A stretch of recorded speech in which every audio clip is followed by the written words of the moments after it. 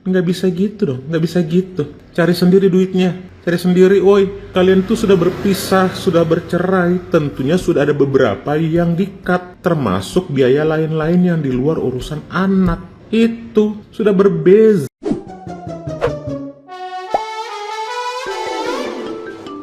Perseteruan pasca perceraian antara Ruben Onsu dan Sarwendah semakin memanas dengan hadirnya tuduhan pencitraan gaya hidup. Publik sebelumnya dibuat kagum oleh pengakuan Sarwendah yang mengklaim selalu berusaha hidup hemat dan efisien demi menjaga kondisi finansial keluarga. Namun klaim kesederhanaan tersebut perlahan mulai runtuh setelah kubu Ruben Onsu angkat bicara dan membongkar fakta mengejutkan yang bertolak belakang dari pengakuannya.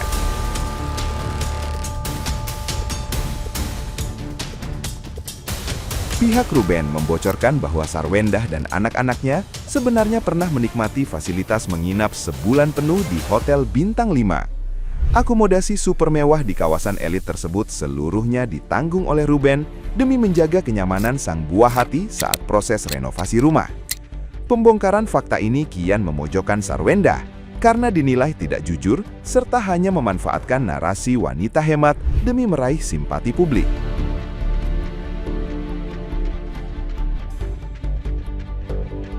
Nah, gimana nih menurut netizen yang terhormat? Silahkan berkomentar ya.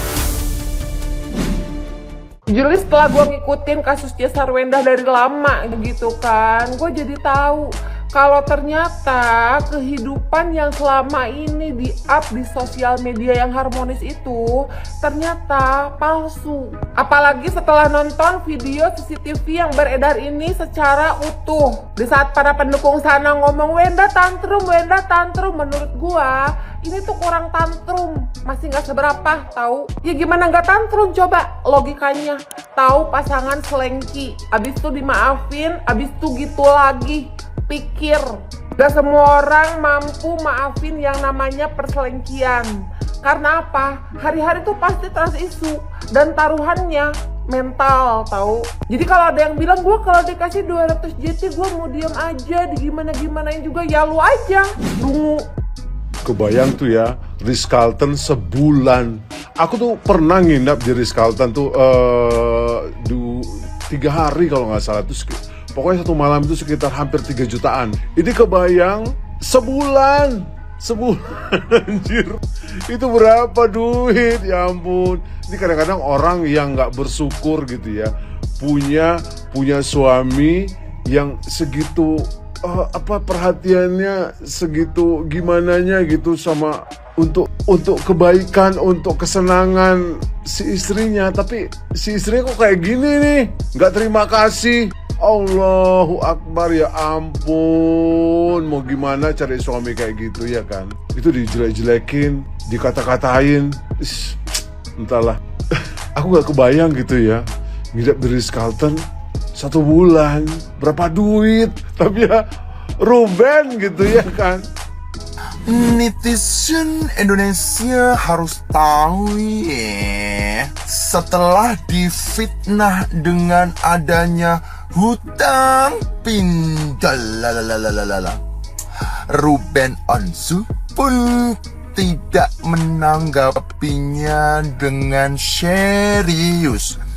Ruben hanya menyindir melalui kata-kata sedikit tapi delekit, katanya tuh ya. Ya buktikan saja kalau orang ngomong tanpa bukti dan fakta data itu berarti bohong. Terus dia nyanyi gini bunyinya, bohong, dasar tukang bohong, kamu tukang bohong. Terus juga pas waktu itu podcast keluar, si Onyo juga menulis story IG-nya. Apa tuh? Ya pasti bohong, kamu tukang bohong, bohong, bohong. Ketahuan deh kalau bohong. Dari kasusnya Sarwendah sama Ruben, ini yang paling berdampak adalah anak-anaknya. Ya, anak-anaknya. Ya udahlah, urusan kalian itu kan udah selesai ya kan. Tapi kan nggak bisa dipungkiri, kalian pernah bersama selama 11 tahun. Ya, ketika pernikahan selesai ya udah masing-masing aja gitu loh. Ya, gue nggak bicara dari sisi A atau sisi B, tapi gue lihat dari sisinya anak-anak. Ini akan sangat terpukul karena jejak digital tuh tetap ada sampai mereka dewasa nanti. Dimana sekarang itu kalian sama-sama membuka aib, ya kan? Dan kalau dilihat dari rekaman CCTV yang di rumahnya itu kalau si Sarwendanya kayak tantrum gitu, itu gue juga pernah mengalami ketika memang udah nggak tahan dengan tekanan gitu kan. Gue juga pernah kayak gitu loh. Tapi maksud gue ya sudahlah, kan pengadilan sudah memutuskan hak asuh di siapa ya kan, dan kewajibannya apa. Dan ketika itu tidak dipenuhin ya kan, pihaknya Ruben mau menggugat hak asuh ya monggo aja, silakan gitu loh. Dan permintaannya anak-anak berapa hari di rumah si Ruben, berapa hari di rumah Sarwenda, ya udah ikutin gitu loh. Dan kalau misalnya nafkah si Ruben minta dirinci, ya udah ikutin. Menurut gue sesimpel itu. Kasihan anak-anak beneran ya, kasihan anak-anak ya kan. Kalau misalnya dibilang ya mesti diperhatikan masalah kesehatan atau segala macem, ya itu kan bisa dibicarakan gitu loh. Ya segala sesuatunya tuh bisa dibicarakan, bisa diselesaikan dengan kepala dingin ya. Bukan seperti apa yang terjadi di sosial media sekarang ini gitu. Ya, kasihan anak-anak. Beneran. Gua ngeliat dari sisinya anak-anak. Jadi si SW ini di saat bercerai ada biaya sampah, biaya guguk, ya lain-lain lah selain biaya anak lah, selain biaya sekolah dan makan anak lah, untuk pertumbuhan anak lah, untuk perawatan anak lah gitu. Ada biaya lainnya seperti plastik sampah dan lain-lain itu di saat masih berumah tangga. Ketika sudah bercerai pun tetap seperti itu maunya, tetap dimintain uang sampah, dimintain plastik sampah, dimintain untuk biaya guguk. Pantesan kok aneh gitu, kok aneh. Itu nggak ada kesepakatan ya. Itu sukarelanya Ruben ya. Dan tidak mesti Ruben itu yang pasti sesuai dengan akta perjanjian itu biaya anak aja, bukan biaya sampah. Kalian sekeluarga yang buang sampah di situ ya, kalian sekeluarga yang buang di tong sampah itu, plastik sampah itu, lalu biayanya Ruben. Nggak bisa gitu dong, nggak bisa gitu.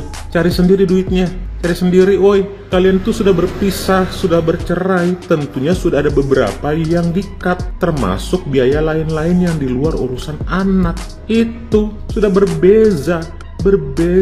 Konsepnya itu, biaya rumah tangga setelah bercerai itu konsepnya berbeza ketika masih berumah tangga. Ketika masih berumah tangga, perintilan sebesar sebiji jarah pun itu tanggung jawab suami ya. Ketika sudah bercerai, sudah berbeda lagi konsepnya. Kalau untuk anak ya pasti gimana sih, Wen? Kagak. Gua mah sampai ketawa geli banget begitu ya. Ketika ada netizen yang ngomong katanya di labnya Babang RO bahwa Babang RO ini tuh pansos sama si Esteller, sama si Nyonya. Pansos katanya, buat apa? Hah? Buat apa Babang RO pansos sama si Nyonya?